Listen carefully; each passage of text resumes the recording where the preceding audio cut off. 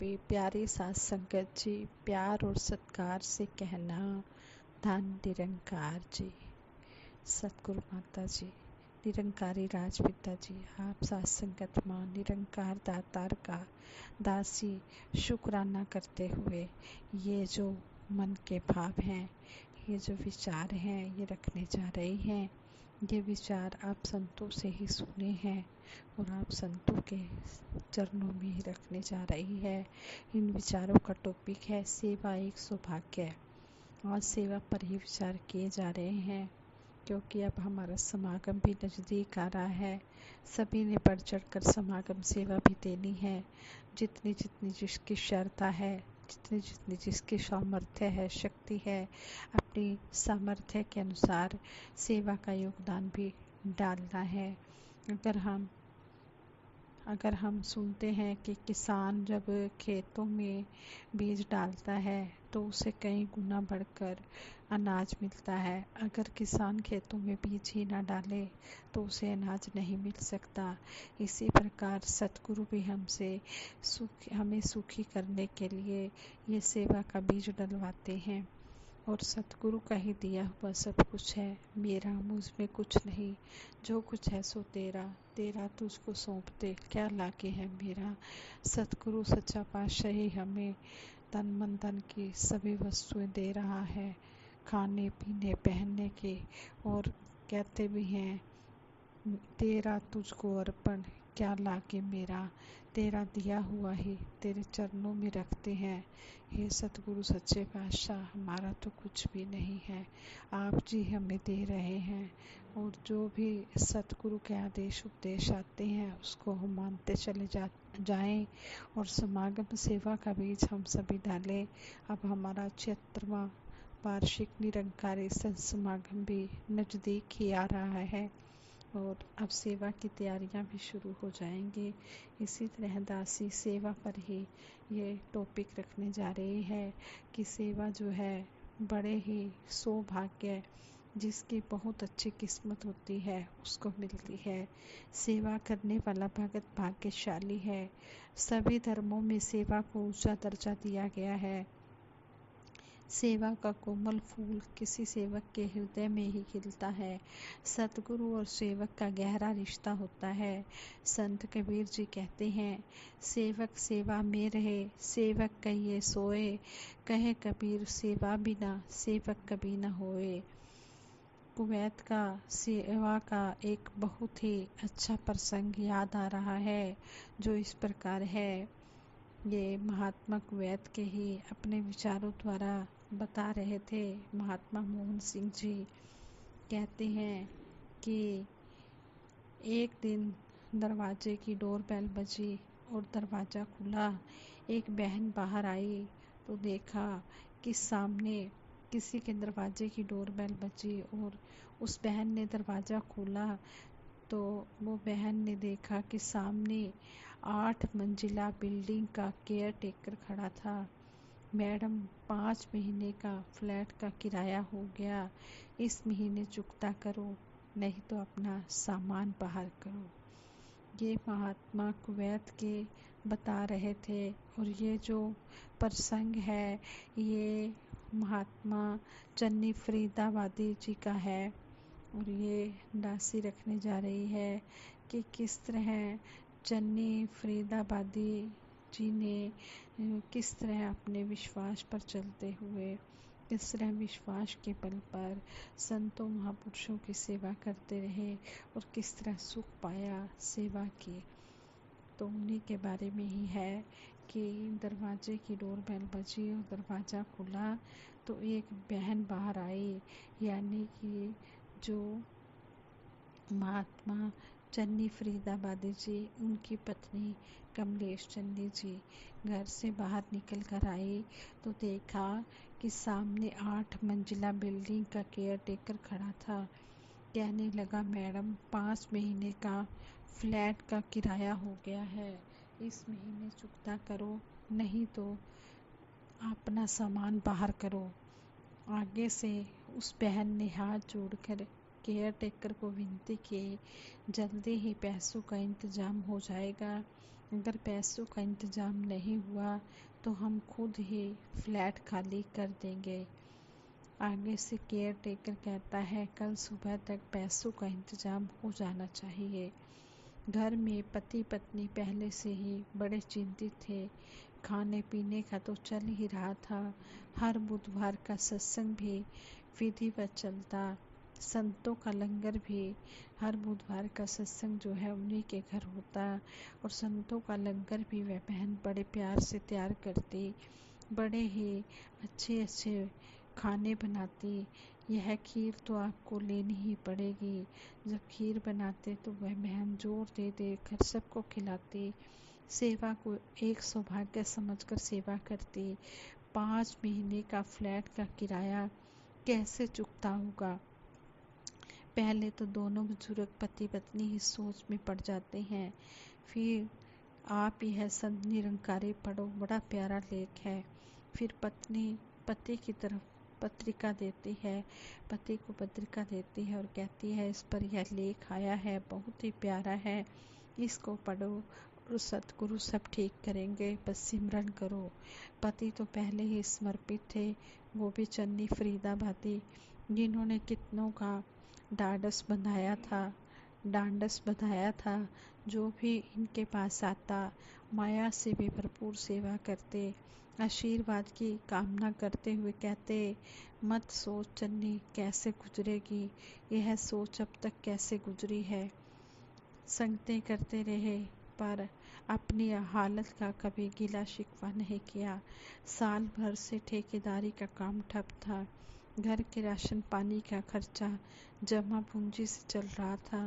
कभी पूछ भी लिया, महात्मा जी क्या हाल है, तो उत्तर देते, मेरे पैर को अंगूठे से लेकर सिर की चोटी तक सब सतगुरु का है।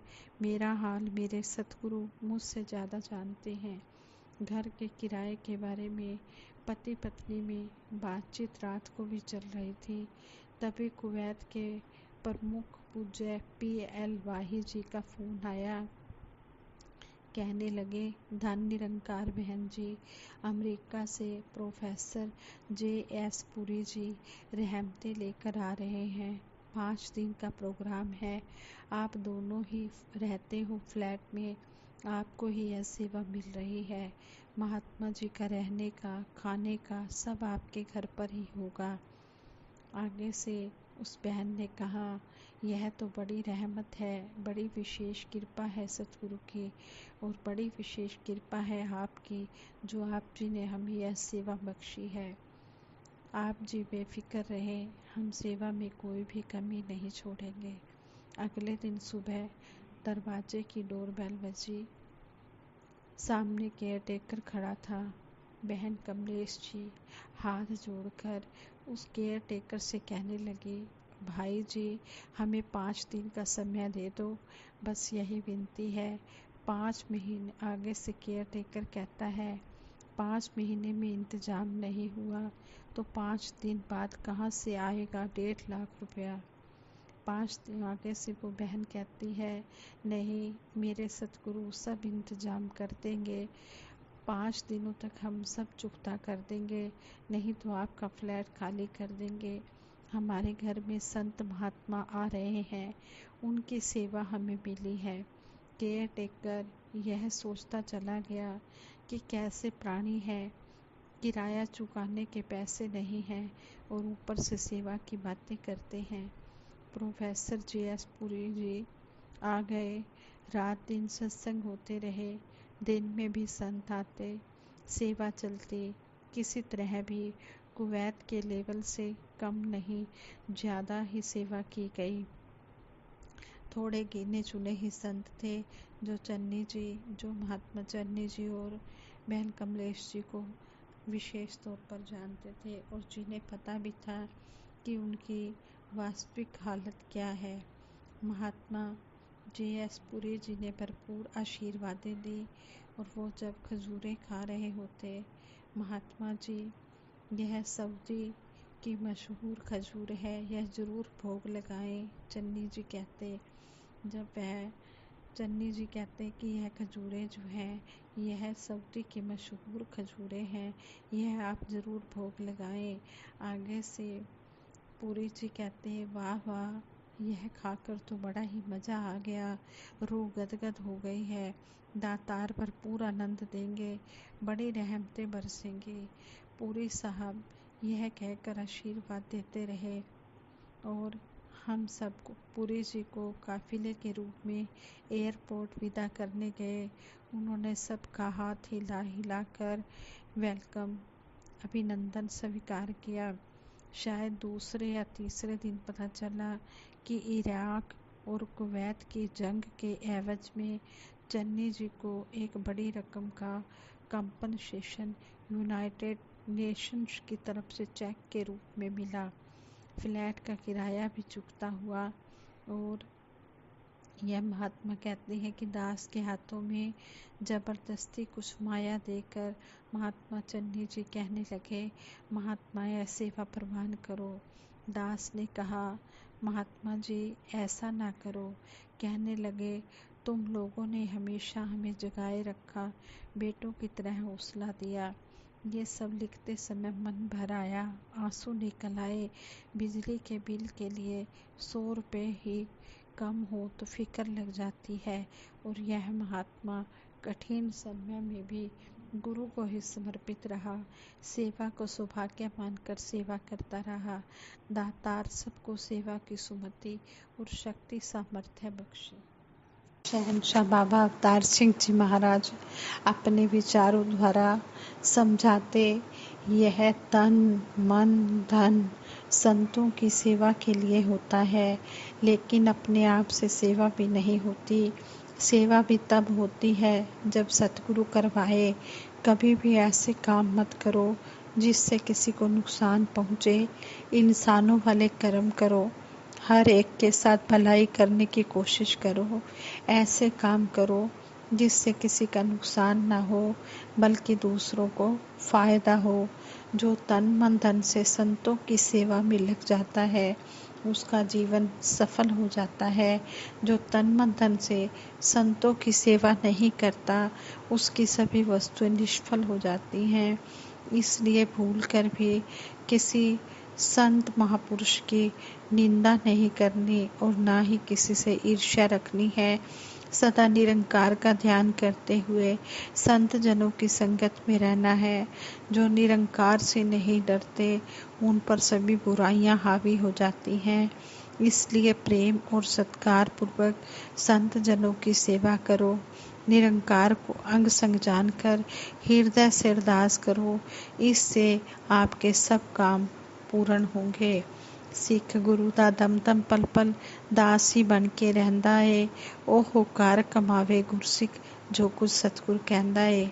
शहंशाह जी इस शब्द द्वारा भी हमें समझा रहे हैं कि जो सही मायनों में गुरसिख होता है वह गुरु की हर बात को मानता चला जाता है। जो भी गुरसिख के लिए आदेश आता है, जो भी सतगुरु कहता है उसको मानता चला जाता है, तो उसके जीवन में कभी भी किसी भी प्रकार की कोई कमी नहीं आती। भगत हमेशा दातार से ही अरदास करते हैं कि हर किसी को ऐसा ही जज्बा लगातार मिलता चला जाए, ऐसा अकीदा कायम होता चला जाए ताकि वो स्वयं भी सुखी हो और सारी मानवता के कल्याणकारी कार्यों में भी अपना योगदान देते चले जाएं। संगत जी, ये जो विचार हम सुनते हैं पढ़ते हैं ये हमारे विश्वास को और भी ज़्यादा मजबूत बनाते हैं। इसलिए हम सत्संग में आएं और इन विचारों को सुने और कर्म में डालें और फिर खुशियाँ प्राप्त करें।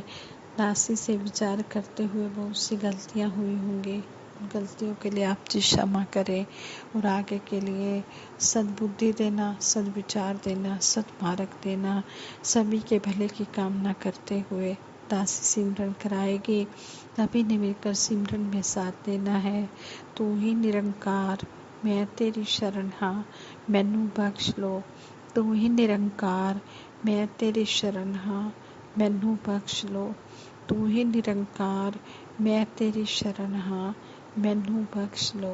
बोलिए सतगुरु माता सुदीक्षा सविंदर हरदेव जी महाराज की जय। निरंकारी राजमाता गुरु बचन अवतार की जय। सात संगत जी प्रेम से कहना धन निरंकार जी।